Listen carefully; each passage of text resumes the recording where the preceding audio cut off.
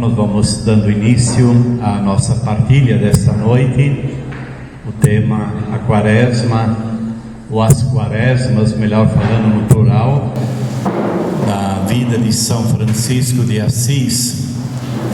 Se o som está muito alto, vocês me falam, né? Tá bom.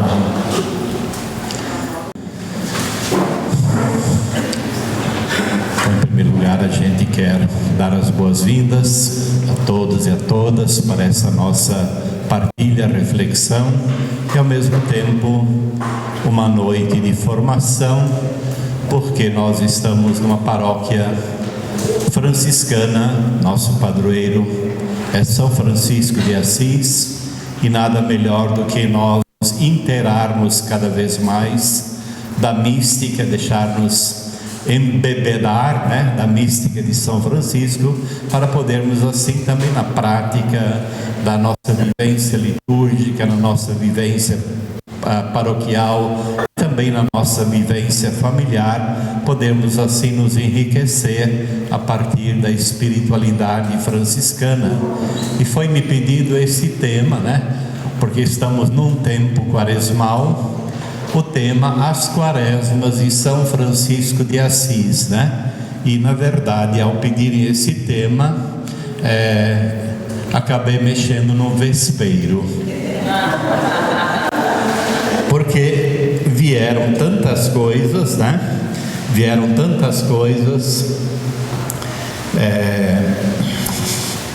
e não podemos nem pensar em esgotar esse tema hoje à noite, né?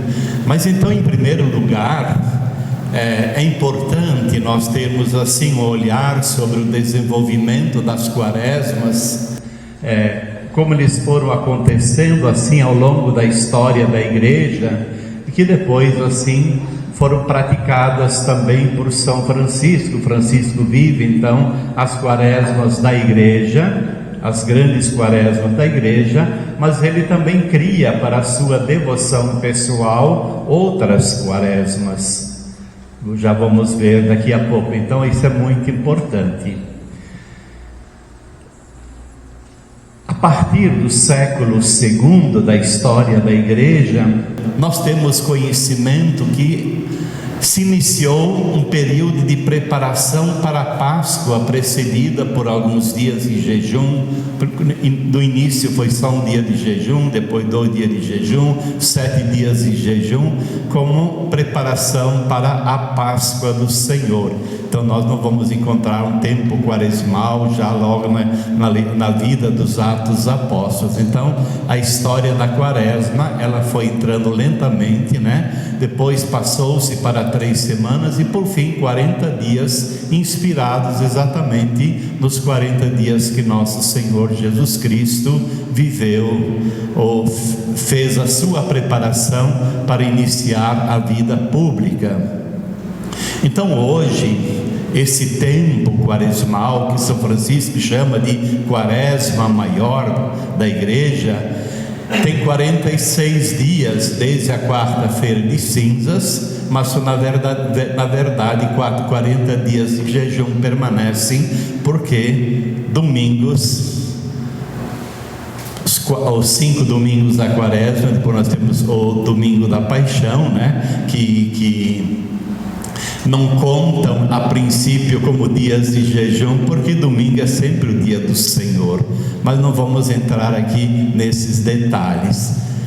Então a partir do século IV novamente até os séculos VII, VIII, nós temos assim um período assim bonito, um período áureo, né, da quaresma cristã. E aqui entra aquilo que nós chamamos o chamado batismal, a forte preparação dos catecúmenos para a Páscoa, mas sempre iluminados a partir dos 40 dias que Jesus passou no deserto. Então, assim, rapidamente uma pincelada da origem da quaresma maior. Depois nós temos a origem da quaresma do Natal, que nós hoje chamamos de tempo do Advento, e já vamos falar rapidamente sobre isso também. Então, a quaresma como tal, os 40 dias, eles foram assim lentamente entrando na história, na vida da igreja, e São Francisco de Assis depois vai abraçar isso com muito fervor, com muita alegria. E esses 40 dias encontram assim um simbolismo muito grande na Sagrada Escritura. Então nós podemos encontrar diferentes passagens bíblicas do Antigo Testamento, né, onde esses 40 dias ou até 40 anos, né, entram como símbolos, né? Por exemplo, os 40 dias do dilúvio, quando Noé esteve na arca. Depois a simbologia de Moisés, que passa 40 dias no Monte Horebe, no Monte Sinai, para depois, no final dessa quaresma, desses 40 dias de oração, ele descer do monte com a arca da aliança. Depois nós temos a história dos 40, a simbologia sempre dos 40, né, de caminhada do povo de Deus no deserto.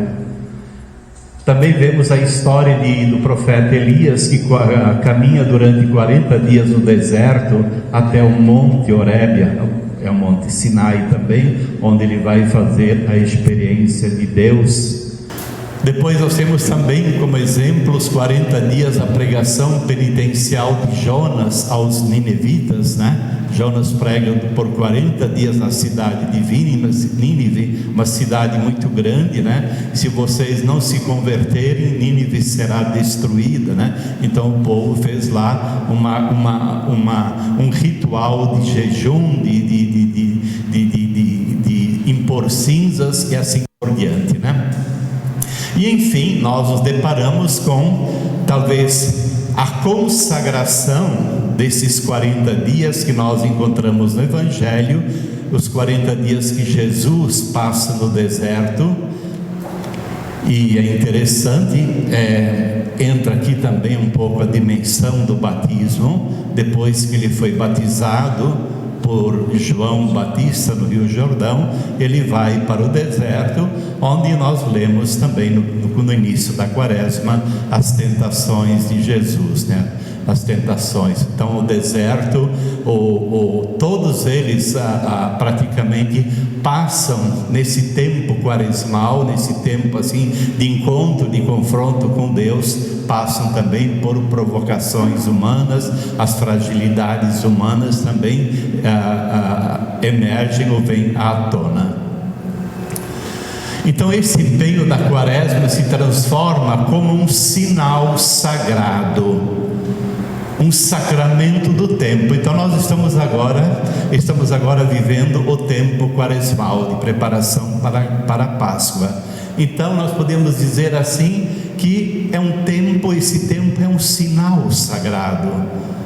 Acabamos de rezar, vocês, né, participei só nas últimas três estações da Via Sacra, né? Então é um tempo sagrado, onde nós nos procuramos aprofundar os mistérios de Jesus Cristo, mas também podemos dizer que a quaresma é um sacramento do tempo, não entendido como 7 sacramentos, mas um sinal sagrado. Sacramento entendido aqui como sinal sagrado, é um tempo, uma sacralização do tempo. Então vamos imaginar o tempo do Advento, a sacralização do nosso tempo para a festa maior que nós queremos celebrar no mistério do Tríduo Pascal, ou a sacralização do tempo do Advento em vista do mistério da encarnação do Senhor no dia de Natal.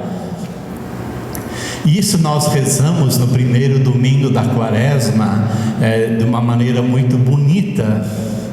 Então a oração da coleta diz: concedei-nos, Deus onipotente, que pela observância quaresmal alcancemos maior compreensão do mistério de Cristo e a nossa vida seja um digno testemunho.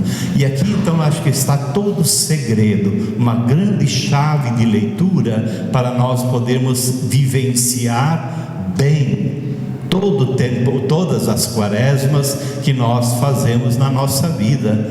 Então nós temos a quaresma de preparação para a Páscoa, a quaresma de preparação, tempo do Advento para o Natal. Muita gente faz a quaresma de São Miguel, São Francisco também fez, ou outras quaresmas para devoção pessoal. Mas o que nós queremos no tempo quaresmal? Alcançar maior compreensão do mistério de Cristo. Esse é o sentido maior.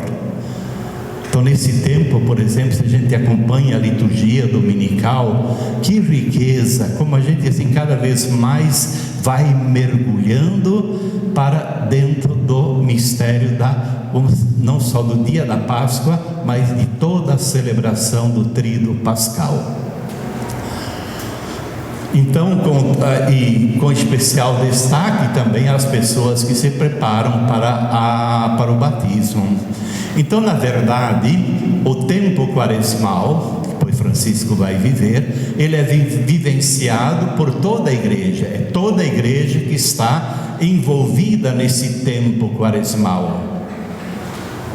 Especialmente também as pessoas que se preparam para o batismo, os catecúmenos, em muitos lugares, né? Temos também essa preparação de adultos para o batismo, e os penitentes que se reconciliam por ocasião da Páscoa. Aqui nós vamos ter, já na sequência, ver um outro detalhe, né?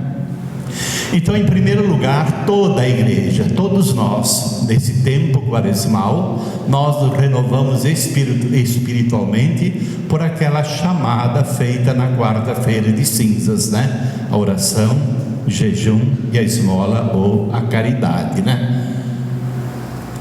Depois nós temos também como elemento muito forte os catecúmenos. Os que se preparam para o batismo eram chamados também de pessoas iluminadas. Eram pessoas iluminadas. Então a comunidade cristã naquele tempo se unia pela fé aos futuros neófitos, quer dizer, aqueles que eram introduzidos na fé cristã. Então é a comunidade cristã como se ela passasse por uma dor de parto para esse nascimento dos novos filhos para a igreja. É uma terminologia muito bonita para entendermos exatamente a grande alegria que a comunidade cristã vivia com o acolhimento dos novos batizados, os neófitos, né? Então todos se colocavam também num movimento penitencial de sacrifício, de jejum, para que o dia do nascimento, na Páscoa desses novos filhos, fosse também motivo de alegria para a igreja. Depois também nós temos os penitentes. É muito interessante que a partir do século IV é imposto aos pecadores públicos. Alguém cometeu um pecado público, notório, ele tinha que se afastar da comunidade e ao mesmo tempo fazer penitência pública.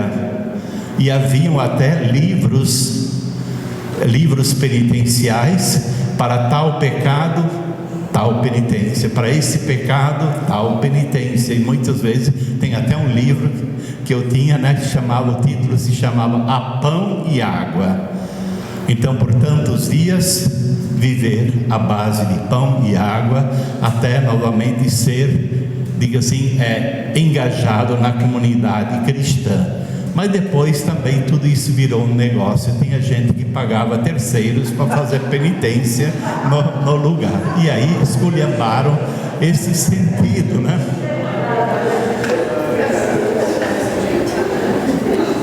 Por isso, a partir do século XI, o Papa Urbano, 1042 a 1099, o tempo que ele era Papa, né? Ele estende o período quaresmal de penitência a todos os fiéis, mais motivados pelo jejum e pela abstinência. Então nós estamos aqui bem pertinho do tempo de São Francisco de Assis, né? Então é muito interessante essa ideia. E aí nós vamos nos perguntar, o tema nosso Isso é bom a gente ter um pouco como pano de fundo para entendermos também o que São Francisco nos ensina. O Francisco nos quer transmitir sobre as quaresmas. Então, pus Pirassununga 51 aqui atrás. Todos nós conhecemos as fontes franciscanas, então nós temos aqui os escritos de São Francisco, aquilo que os biógrafos escreveram, e também Santa Clara. Então, São Francisco de Assis, a melhor coisa para a gente ser claro e objetivo é ver o que São Francisco pessoalmente fala. Então é muito interessante, né?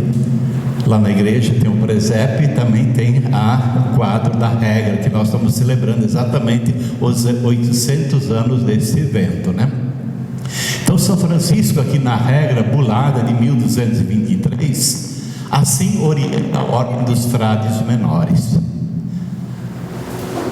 e jejuem desde a festa de todos os santos até o Natal do Senhor. É importante ter sempre o foco, o Natal. Então, o jejum em vista do mistério da encarnação, do Natal do Senhor. Na Santa Quaresma, porém, que começa com a Epifania e se prolonga por 40 dias, a qual o Senhor consagrou com seu jejum, os que nela jejuarem voluntariamente sejam abençoados pelo Senhor, e os que não o quiserem não sejam obrigados. Então é muito interessante que Francisco acabou as festas natalinas, já engata com uma nova quaresma da Epifania do Senhor, para recordar exatamente os 40 dias que Jesus passou no deserto.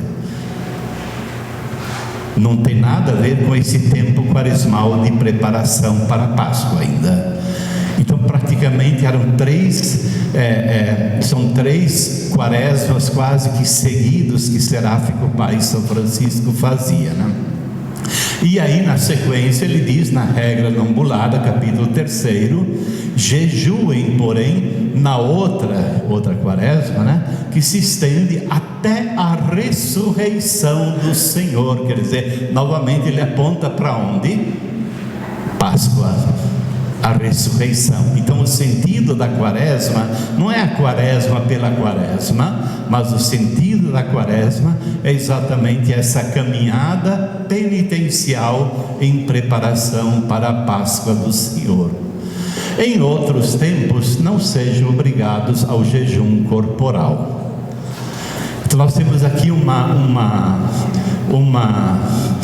proximidade de linguagem, falando da quaresma e entendendo que a quaresma acompanha a quaresma o jejum. Agora, o que é jejum? Jejum não é deixar de tomar um refri. Jejum é muito mais do que isso. Eu fiz o jejum, fiz uma promessa a nosso Senhor Jesus Cristo, né, de não tomar, como sinal de jejum, não tomar Coca-Cola. Tudo bem. Um dia esqueci, ela vou lá para me confessar com o Frei, né? Quebrei o jejum. Não é esse o sentido do jejum. Jejum significa saber privar-se, sim, mas a gente devia se perguntar muito mais profundamente o que eu devo fazer interiormente para me conformar mais com nosso Senhor Jesus Cristo, para melhor poder celebrar, por exemplo, o dia da ressurreição. O que deve acontecer dentro de mim? Ou o que deve acontecer dentro de mim para celebrar de uma forma mais bonita o Natal? Que tipo de jejum, que tipo de abstinência eu devo fazer? Que seja de fato uma transformação, porque de repente a gente entra indo em quaresmas, e aqui dentro do Frei Fidei não acontece nada, o que é muito ruim. muito ruim.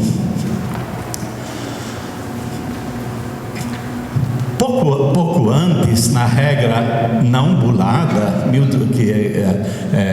de 1221, São Francisco fala dos tempos de jejum, a mesma coisa, mas não entra a palavra quaresma. Então nós podemos perceber que 2 anos depois a igreja pede para que Francisco coloque também quaresma nesse tempo de jejum, ou que o jejum esteja associado à quaresma.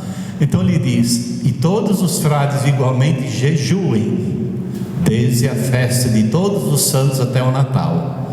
É o que diz depois quaresma na regra bulada, né? E desde a Epifania, quando nosso Senhor Jesus Cristo começou a jejuar até a Páscoa. Ou seja, ele une aqui 2 quaresmas seguidas, da Epifania e depois a quaresma maior até a Páscoa. Em outros tempos, no entanto, de acordo com este modo de vida, não sejam obrigados a jejuar, a não ser na sexta-feira. Por sexta-feira, isso também é uma prática cristã, né? Quer dizer, é sempre associada à paixão de nosso Senhor Jesus Cristo. Muitas pessoas se abstêm de comer carne, ou fazem outros tipos de exercícios penitenciais. Tudo bem. Então, para nós, sempre foi muito marcante a sexta-feira como dia de jejum. E segundo o Evangelho, seja lhes permitido comer de todos os alimentos, mas não tudo, né? Comer de todos os alimentos que forem colocados diante dele. Às vezes as pessoas pedem: Frei, você tem alguma dieta? Eu falei: graças a Deus, ainda não. Então pode comer de tudo, sim, comer de tudo, como São Francisco disse, mas não tudo. Comer de tudo, mas não tudo. Ok, então nós vemos aqui claramente esta orientação tão bonita de São Francisco, dessa ideia primeira.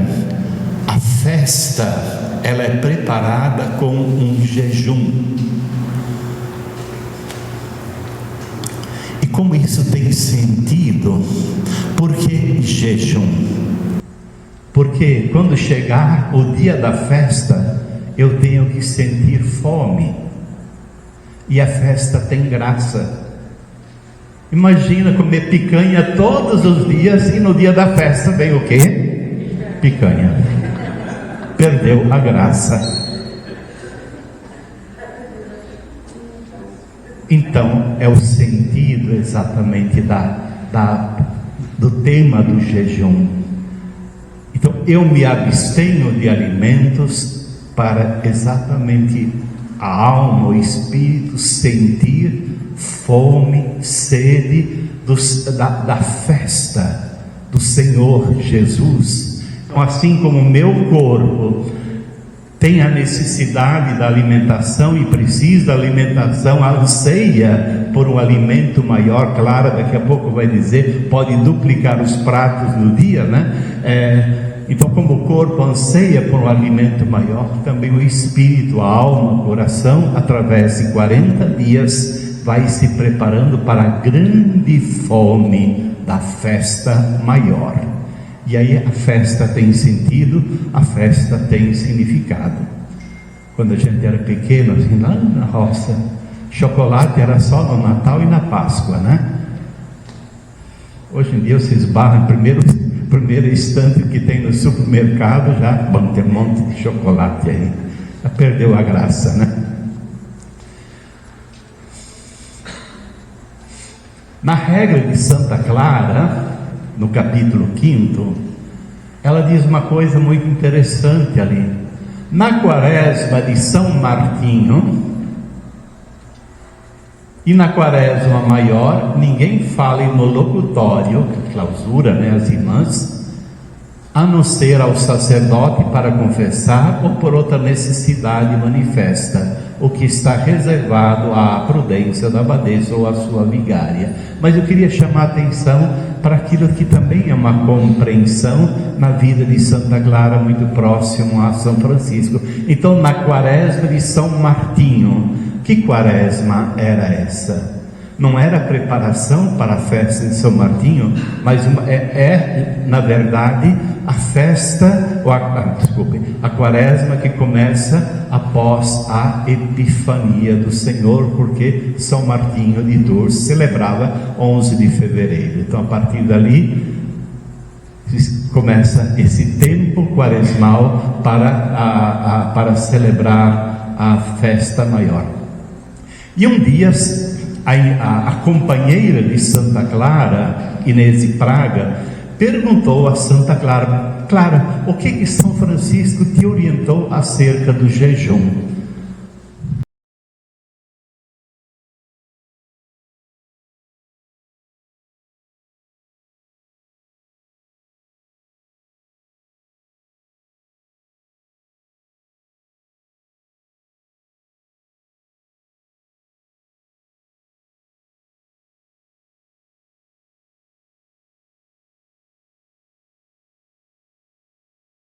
A refeição própria da quaresma era uma refeição ao dia. Variar os pratos significa comer 2 vezes ao dia. Então era uma vida assim, penitencial muito austera. Mas o que chama a atenção nessa carta de Santa Clara a Santa Inês de Praga é exatamente esse movimento bonito do comer, do não comer, comer menos e a festa maior. Mas ao mesmo tempo a Clara mostra a Inês de Praga assim muita flexibilidade, as fracas, as doentes, as mais jovens, ela fala também em outro texto, né? E acentua, mas ela sempre insiste: nós, as saudáveis, e Clara não tinha saúde absoluta, era uma mulher muito doente, a doença começou a se manifestar nela muito cedo. Então nós, as sadias, jejuamos sempre, tanto assim que Francisco uma vez teve que interferir, pedir para que Clara comesse ao menos um pouquinho mais, o tanto que ela estava debilitada. Mas então eu digo assim, um sentido muito profundo de quaresma ligada à alimentação, não alimentação, jejuar, sentir fome para poder nos domingos e dias de festas se alegrar. Então dá um sentido muito bonito ao jejum, a preparação, e tudo isso, o que move, esse jejum, essa celebração toda, essa conformidade com nosso Senhor Jesus Cristo. Então, quais são as quaresmas vivenciadas por São Francisco de Assis? Nós temos 5 vezes 4, 20, são 200 dias ao ano. Se nós fizermos contas em matemática, né? Sobra o que para os outros dias? 165, né? Ou seja, quase que 2/3 da vida, se fizermos assim literalmente essa conta matemática, né? 2/3 praticamente do ano, Francisco estava voltado, concentrado no seu Senhor. Então a primeira de todas as quaresmas é a quaresma da ressurreição do Senhor. Olha que bonita essa compreensão, é o tempo que nós estamos vivendo agora. É a quaresma da Páscoa, não é a quaresma pela quaresma. A quaresma onde eu digo assim, não como isso, não como aquilo, não como outro aquilo, mas a quaresma da ressurreição do Senhor, que começa na quarta-feira de cinza até a Páscoa, chamada por Francisco de quaresma das quaresmas, a grande quaresma da igreja. O que Francisco quer? Ele quer responder com amor ao Filho de Deus que nos amou até o fim. Então é um caminho muito simples, mas é um caminho muito profundo. É o caminho do seguimento de nosso Senhor Jesus Cristo. Em outro texto ele diz: devemos amar, o amor que muito nos amou. Quaresma é isso, é procurar amar profundamente este amor divino que em Cristo muito nos amou. Quaresma é seguir o Evangelho de nosso Senhor Jesus Cristo enquanto manifestação do Cristo pobre, humilde e crucificado, ressuscitado, glorioso, como nós contemplamos no Cristo da cruz de São Damião. E aí nós temos textos, hoje à noite não dá para viajar muito aqui dentro. Francisco, por exemplo, compõe o que nós chamamos de ofício da paixão do Senhor. Ele tem um foco sempre voltado para o mistério da paixão de Cristo. E ele compõe então para cada tempo litúrgico 7 salmos, que correspondem às 7 horas canônicas. E se nós olharmos os 7 primeiros salmos, nós vamos perceber que cada salmo é como se fosse um mistério da via sacra que nós acabamos de rezar. Então ele começa em nome do Pai, do Filho e do Espírito Santo. Aí tem uma oração de louvor a ser dita em toda a hora canônica, e aí vem a antífona a Nossa Senhora, e depois da antífona a Nossa Senhora vem então o salmo. O que é esse salmo? O salmo é como se Cristo estivesse rezando no coração de Francisco, Cristo falando um momento do seu itinerário, desde a prisão até a morte e ressurreição. E Francisco é tão feliz quando lá no Salmo 6, Salmo 7, ele fala do mistério da morte e ressurreição. Ele simplesmente diz: deitei-me para dormir, cruz, levantei-me de novo e meu Pai me recebeu na glória. Como se a morte fosse assim uma passagem muito rápida e bonita. Deitei-me para dormir, levantei-me de novo e meu Santíssimo Pai me recebeu na sua glória. E aí entra um pouco também para nós, então, acabamos de rezar a via sacra. Então, de fato, os frades lá em Jerusalém, desde antigamente, começaram assim a marcar alguns espaços da Via Crucis, do caminho da cruz. Quem vai a Jerusalém, às vezes reza também essa Via Crucis. E depois, os franciscanos assim pediram um direito de poder também, quantas pessoas que não podem ir para a Terra Santa, poderem rezar também a Via Crucis. Então nas quaresmas se começou a rezar também a via sacra nas outras igrejas franciscanas. Então no século XVII, o Papa Inocêncio XI permitiu aos franciscanos colocarem as estações da via sacra nas suas igrejas para poder imitar a experiência que viviam os frades em Jerusalém. E assim depois esse privilégio, aliás era um privilégio, nenhum padre diocesano nem bispo podiam, diga assim, instituir uma via sacra numa igreja. Era um privilégio que os frades tinham. Uma nova via sacra tinha que ser abençoada pelos frades, mas hoje passou para toda a igreja, graças a Deus.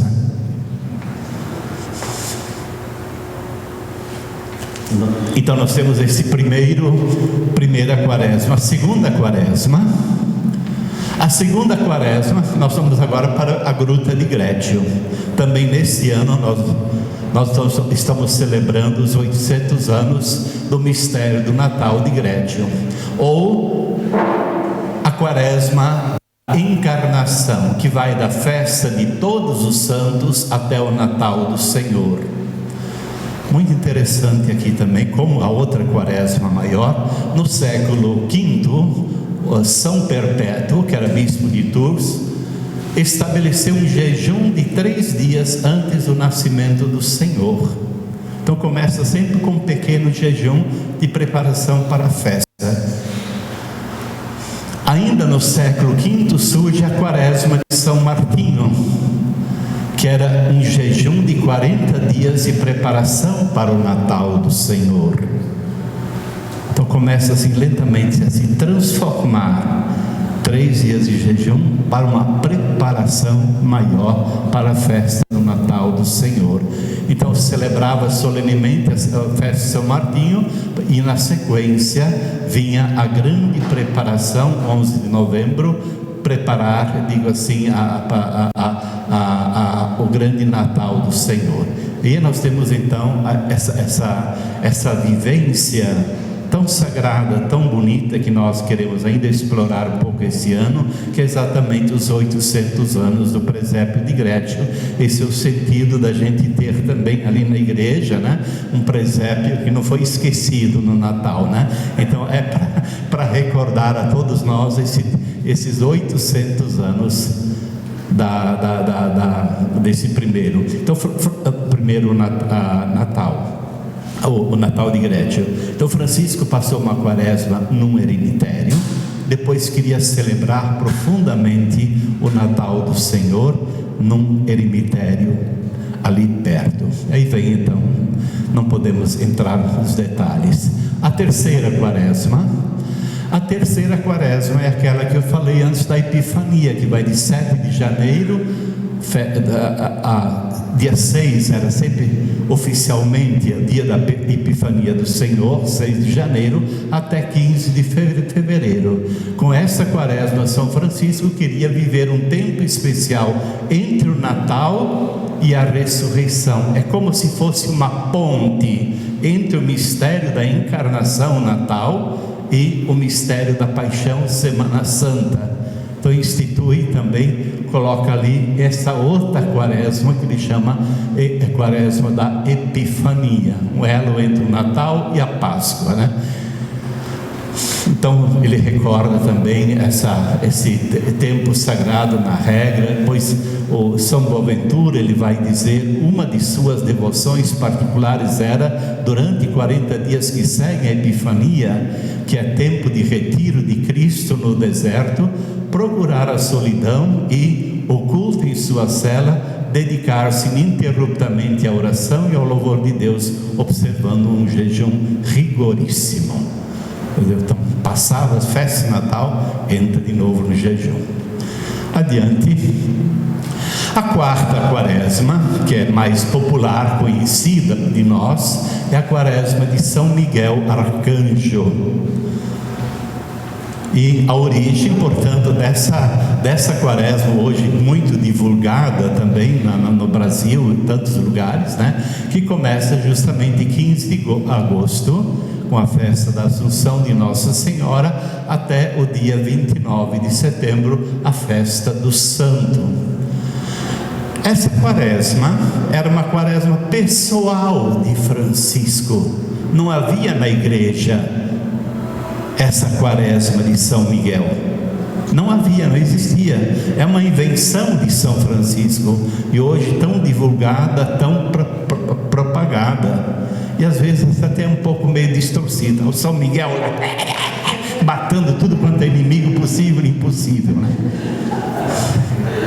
E Francisco fez um outro itinerário aqui, né, para se preparar. Diga assim: quem são os anjos? É um grande devoto aos anjos, amigos de Deus. E nesse meio tempo aconteceu também a festa da exaltação da Santa Cruz. E nessa quaresma maior de São Miguel, ocorreu então a estigmatização de São Francisco de Assis. Então são marcas, eu creio que são, dizem, espiritualidades que nós podemos, quem sabe, até aprimorar na nossa paróquia, na nossa vivência pessoal, nas nossas fraternidades de ordem franciscana secular e assim por diante, né? Valorizar esta quaresma de São Miguel Arcanjo com uma riqueza espiritual, mas que perpassa por essa devoção. Então o centro era a contemplação do Cristo. Então o Cristo da escatologia, o Cristo da glória, o Cristo do céu, o Cristo dos anjos e santos. Porque o objetivo não era o anjo, mas os anjos que estão em comunhão com o Senhor. Então toda a quaresma tem seu fim sempre na pessoa de nosso Senhor Jesus Cristo. Então, dentro desse contexto, acontece na festa da exaltação da Santa Cruz, acontece a estigmatização de São Francisco. Adiante. A quinta quaresma de São Pedro e São Paulo, ou também conhecida quaresma da Assunção de Nossa Senhora. É também uma quaresma devocional de São Francisco. Começava aí por dia 20 de maio até 29 de junho, que a quaresma de São Pedro e São Paulo, e a grande motivação era justamente, celebrar o sucessor de São Pedro. E da mesma forma, na sequência, a quaresma da Assunção, o foco era a Virgem Maria. E aí nós podemos entender de fato essas orações belíssimas de São Francisco a Nossa Senhora, o aprofundamento de sua espiritualidade, a forma como ele concebe a Virgem Maria, a Virgem feita igreja, a igreja de Pedro, a igreja de Paulo. Então, quaresma de cunho eclesiástico e mariano. Podemos unir tudo isso daqui. Então, seu amor à Mãe de Deus, nos diz São Boaventura na legenda maior, seu amor à Mãe do Senhor era realmente indizível, pois nascia em seu coração, porque ela havia convertido em nosso irmão, o Rei e Senhor da Glória. Em Maria, depois de Cristo, depositava toda a sua confiança.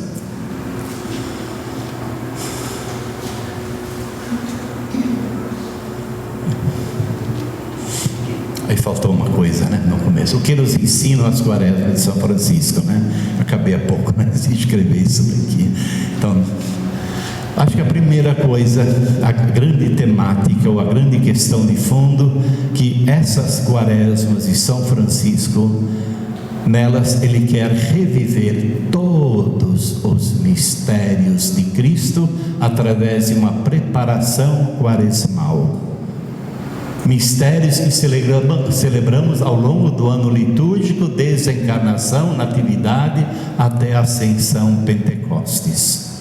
Então Francisco quer sempre vivenciar profundamente os mistérios de Cristo, e cada mistério maior é preparado por uma quaresma. E aí vem também, disso nós podemos tirar um outro ensinamento.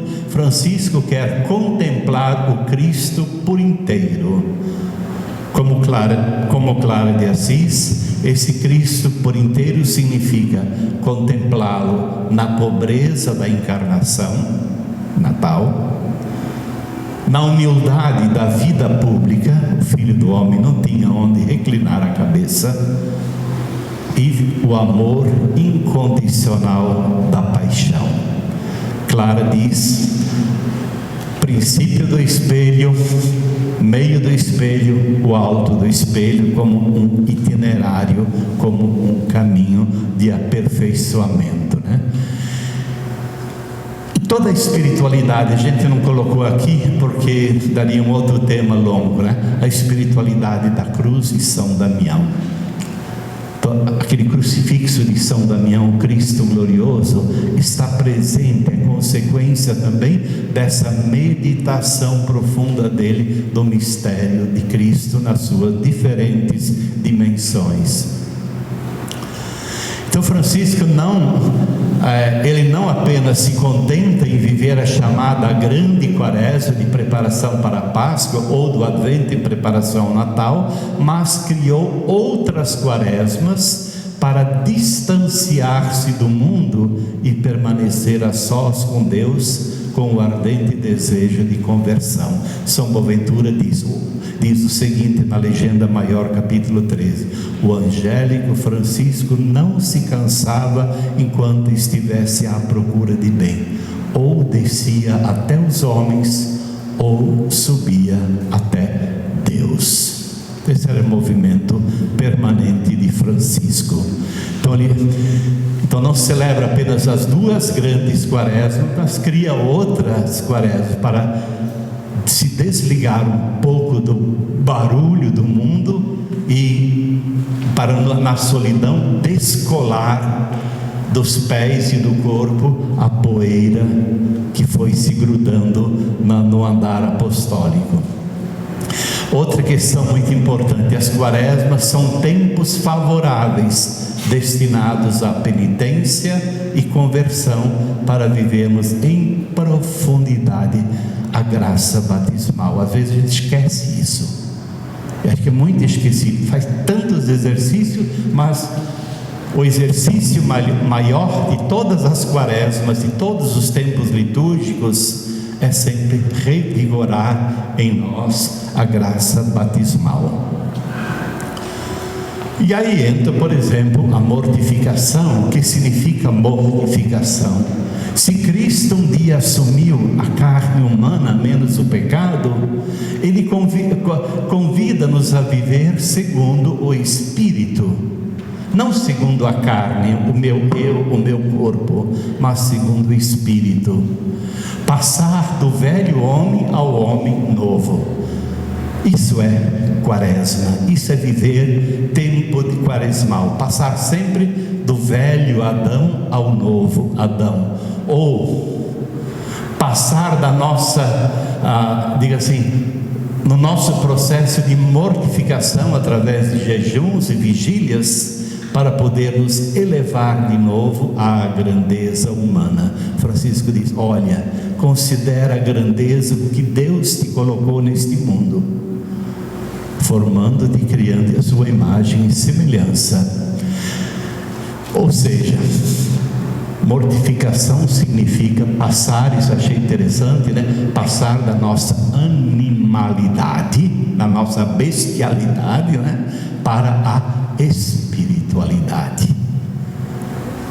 Sermos mais homens e mulheres espirituais. Ou, em outras palavras, Francisco, claro, nos ensina a não extinguir em nós o Espírito do Senhor e seu santo modo de operar.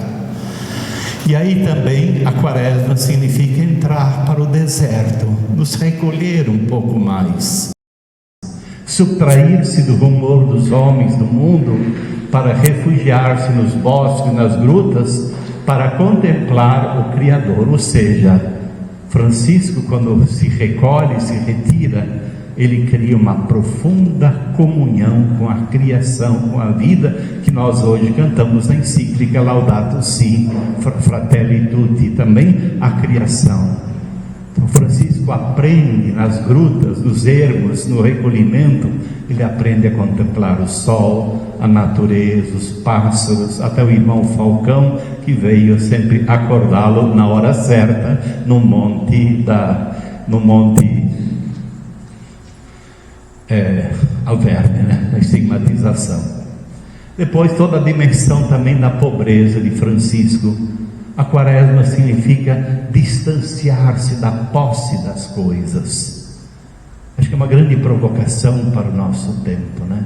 Às vezes temos tantas coisas que subtraem, tiram de dentro da gente a atenção para algo maior. Então as necessidades, acho que o grande jejum muitas vezes é purificar as necessidades que nós acumulamos, e essas necessidades podem ofuscar dentro de nós a grandeza do Espírito, a grandeza da alma. A poeira. Teve uma vez um frade, assim, de muita boa vontade, ele construiu uma cela para Francisco de Assis. Francisco, quando ele chegou lá, isso aqui está muito bonito, enche de galho, enche de põe outras tranqueiras ali dentro. E quando o frade disse: eu fiz uma cela para ti, ele ficou mais bravo ainda, porque ele não queria ter nada em nome pessoal, em nome próprio. Quer dizer, ele queria viver a quaresma, a solidão, totalmente desprovido de tudo. Muito bem. E assim nós concluímos a nossa pequena reflexão.